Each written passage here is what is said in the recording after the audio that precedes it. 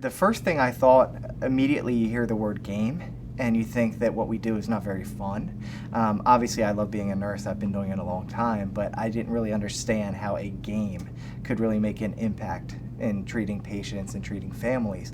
But one of the reasons why I got into hospice was because I feel that there aren't good conversations.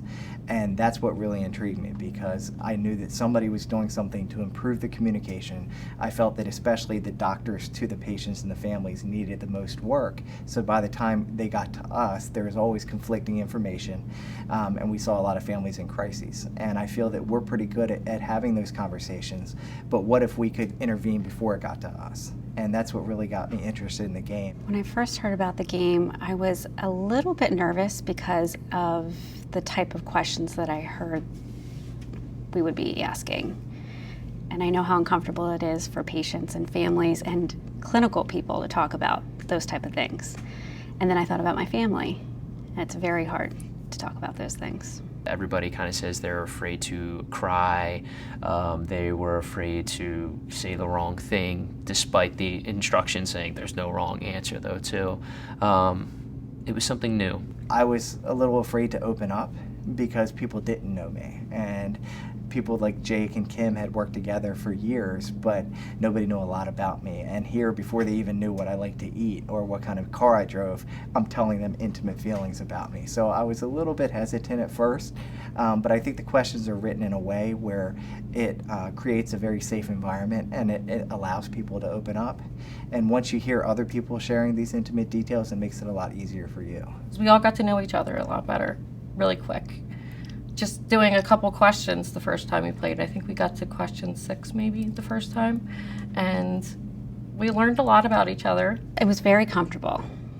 I feel like we just needed a reason to talk about the things that we do every day, and it came very naturally. There was no hesitation. Everyone shared.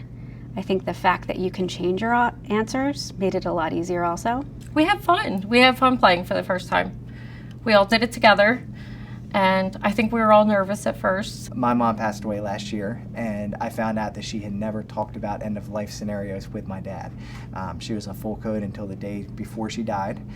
We didn't know what she wanted as far as funeral arrangements. We knew she wanted to be cremated, but that literally was it. It was a blessing that she actually had a talk with her brother about 2 months before she passed, when she was first diagnosed with cancer. And she told him everything, but there was nothing ever written down, and my dad had no clue. So I feel that if they had that conversation, it would have made her end-of-life experience a lot better.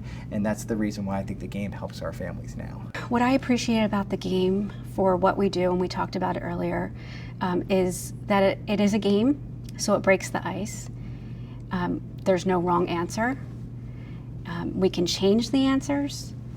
So it allows for a safe environment for us to communicate and learn more about the people we're playing with, each other, and kind of express what we expect at end of life and who's going to help us carry those wishes out. It just seems to me that the whole society is yearning for conversation that's meaningful.